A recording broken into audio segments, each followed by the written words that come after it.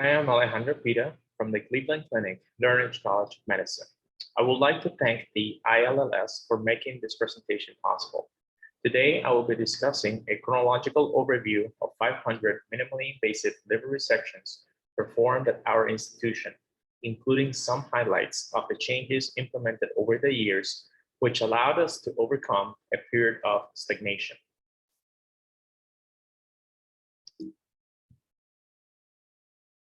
The interest in minimally invasive liver resection surgery has been steadily increasing with the gradual accumulation of surgical expertise and advancements in laparoscopic instrumentation. In parallel to other minimally invasive fields, numerous reports have consistently shown the benefits of minimally invasive approaches in hepatic surgery.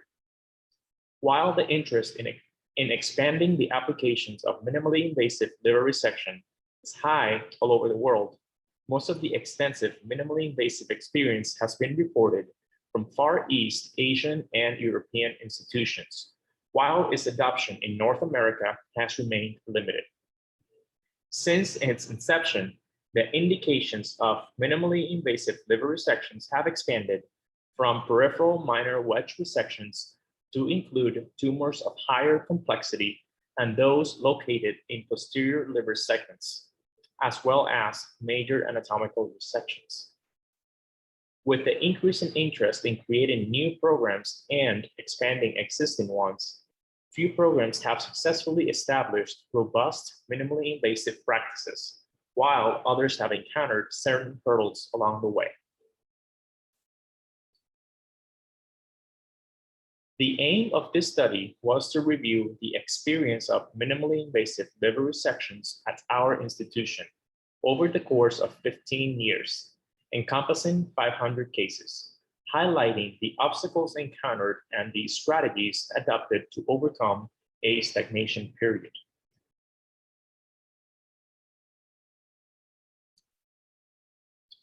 The 500 minimally invasive cases occurred from January 2006 to October 2020. During this time, the annual number of cases moderately increased until 2018, with a significant increase thereafter. Specifically, the proportion and total number of major hepatectomies saw a sharp rise during the last 2 to 3 years, as you can see from the figure.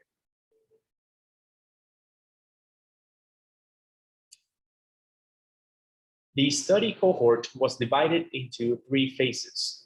Period 1 consisted of a developing phase, with the first 100 cases occurring from January 2006 through March 2012. Period 2, or stagnation phase, with 200 cases occurring from March 2012 through February 2018. And period 3, or evolutionary phase, with 200 cases occurring from February 2018 through October 2020. The indications for the procedures during this time remained somewhat consistent, with the exception of the introduction of routine laparoscopic living donor hepatectomy during the developing phase.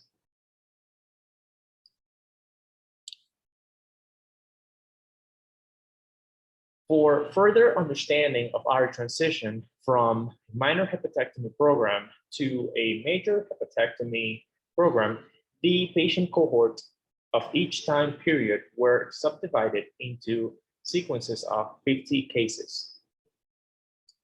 During period 2, despite the increased experience, open conversion significantly increased, while the major hepatectomy rates remained stagnant. It was not until the 3rd period that the major hepatectomy rate increased, with a significant decrease seen in both major and minor hepatectomy open conversion rates.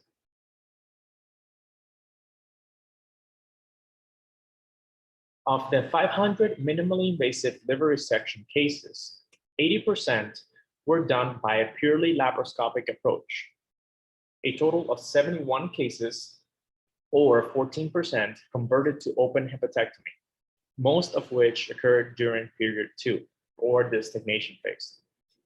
The median length of stay was 4 days, and postoperative complications were reported in about 34% of the cases.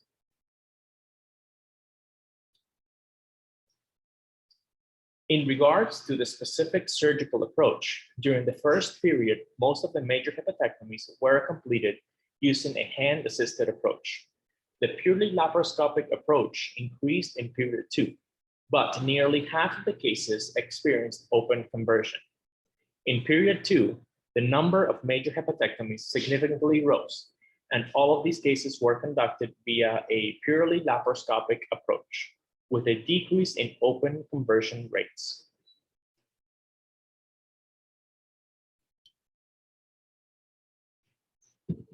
After period 2, several strategies were implemented that allowed for the solidification into a truly successful, minimally invasive hepatic resection program. These mainly consisted of appropriate mentorship, adequate technique for transection, and standardization of the OR setup with a dedicated surgical team.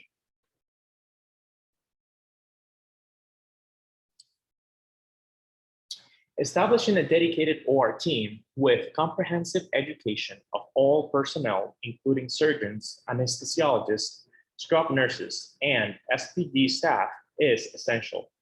Similarly, standardization of the OR setup with patients arranged in the French position and port placement based on specific procedure was of paramount importance in our case. Hiring highly experienced staff allowed for adequate mentorship. Standardizing the technique of parenchymal transection, which is key for major hepatectomy, was performed with the introduction of a 3D scope for better visualization and consistent use of the Cavitron ultrasonic surgical aspirator or CUSA device, allowing for precise dissection of the hepatic parenchyma. As a key takeaway point, the entire OR team has a learning curve. Without proper mentorship, adequate setup, and a dedicated surgical team, irrespective of the accumulation of cases, the learning curve cannot be established. Thank you very much.